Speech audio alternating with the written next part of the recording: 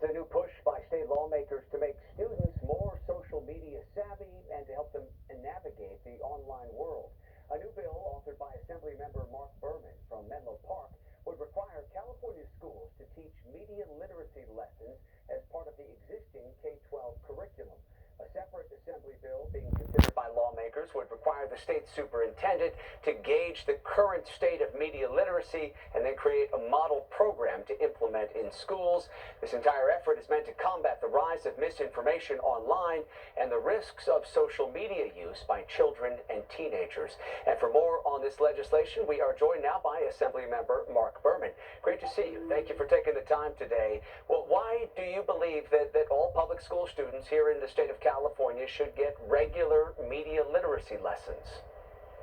Yeah, thanks for the question. And studies show that students get the majority of their news and their information online and through social media apps like TikTok and Twitter and Instagram. And when that's the case, we know that it's so much easier to disseminate, to create and disseminate misinformation, conspiracy theories, just outright lies, and then disseminate it so quickly online. And so it's that much more important now than ever to make sure that all students in California, K through 12, get the media literacy skills they need to be, competent and confident media consumers and media creators.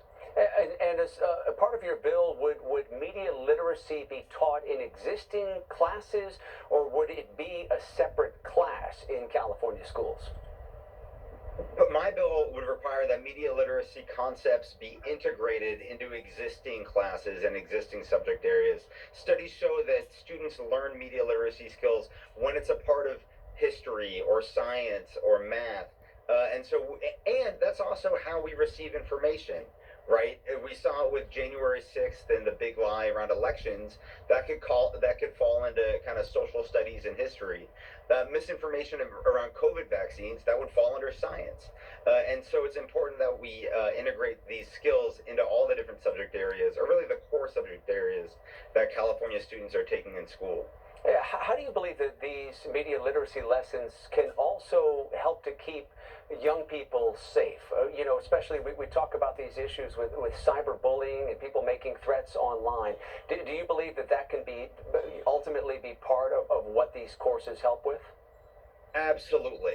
It's so important that we give our students and we give our young people the skills and the strength to be able to identify, what's accurate, what isn't, but also to be able to compartmentalize when they're receiving negative feedback online or through social media apps, and especially when that information can come from anonymous sources, right? It's important for young people to realize that might not even be a real person. That could be a bot.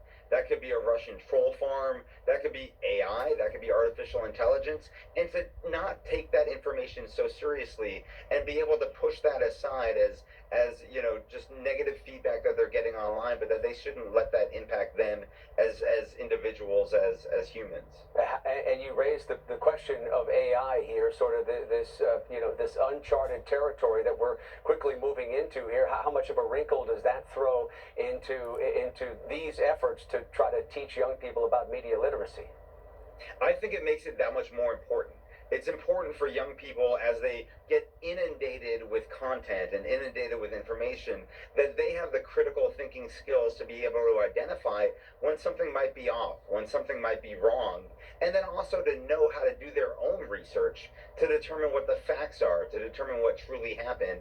And so AI and the proliferation of AI just makes it that much more important that our young people and frankly our adults have the skills that they need to be able to receive all of this content through a much more critical and analytical lens. Yeah, we all need these lessons. Hopefully the students pass them along to the parents once they get home.